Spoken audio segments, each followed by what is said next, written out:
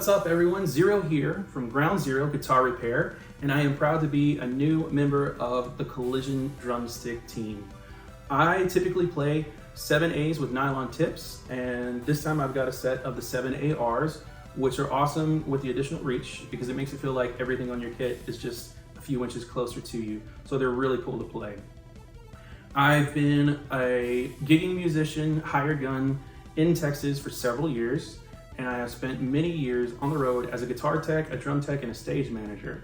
And now I own and operate my own repair shop located in Italy, Texas.